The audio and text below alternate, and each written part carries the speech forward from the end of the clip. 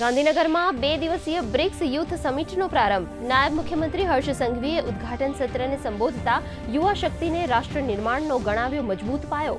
કેન્દ્રીય યુવા બાબતો અને રમતગમત રાજ્યમંત્રી રક્ષા ખડસે રહ્યા ઉપસ્થિત.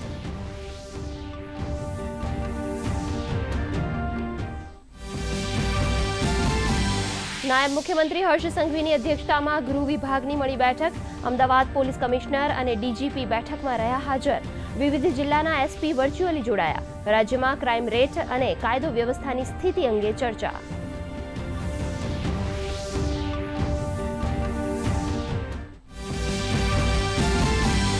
ઉત્તર ગુજરાતના ખેડૂતોના ઊભા પાકને મળશે સંજીવની.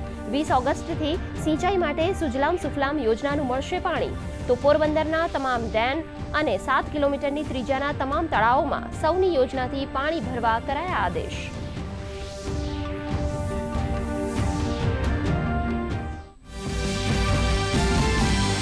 મધ્યમ વર્ગ માટે મોટી રાહત. હવે બિન અનામત વર્ગના વધુ વિદ્યાર્થીઓ મેળવી શકશે વિદેશ અભ્યાસ લોન યોજનાનો લાભ. બિન અનામત વર્ગના વિદ્યાર્થીઓ માટે વિદેશ અભ્યાસ લોનની વાર્ષિક આવક મર્યાદા ₹6 લાખથી વધારી કરાઈ ₹10 લાખ.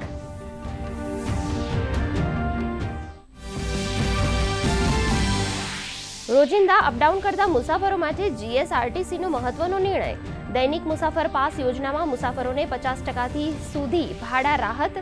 માત્ર 15 દિવસના ભાડામાં પૂરા 30 દિવસનો મળશે લાભ. રાજ્યના 2.5 લાખ નોકરિયાતો અને ધંધાર્થીઓને થશે આર્થિક ફાયદો. ગિરનારની સીડીઓ પર હવે 25 ટ્રેકરની રહેશે નજર. સિંહ સહિત વન્યજીવો સામે વધારાશે સુરક્ષા.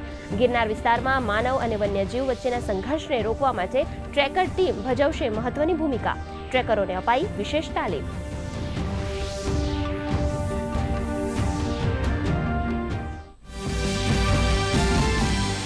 સાબરકાંઠામાંથી બાળ તસ્કરી કરતી આંતરરાજ્ય ગેંગ ઝડપાઈ. પોલીસે ઇકો કારની તપાસ કરતા 1 માસની બાળકી સહિત 5 આરોપી ઝડપાયા.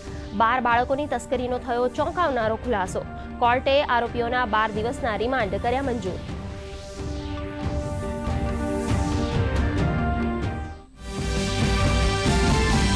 પ્રધાનમંત્રી નરેન્દ્ર મોદીની અધ્યક્ષતામાં મળેલ કેન્દ્રીય મંત્રીમંડળના મહત્વના નિર્ણય. 4 રેલવે અને 1 હાઈવે પ્રોજેક્ટ્સને મળી મંજૂરી. હાવડાથી ચેન્નાઈ રેલ લાઇનને કરાશે 4 લેન. ભદ્રક હરિદાસપુર રેલવે લાઇન પર 4થી લાઇનને મળી મંજૂરી. 5 નવા પ્રોજેક્ટ્સથી ઇઝ ઓફ લિવિંગને મળશે પ્રોત્સાહન. તો ગોલ ટેસ્ટમાં ભારતે શ્રીલંકાને 165 રને આપી હાર. માનવ સુથારની શાનદાર બોલિંગ. 2 ટેસ્ટ મેચની સિરીઝમાં ભારતે 1-0થી મેળવી લીડ. બંને દેશો વચ્ચે 23 ઓગસ્ટથી કોલંબોમાં શરૂ થશે બીજી ટેસ્ટ મેચ.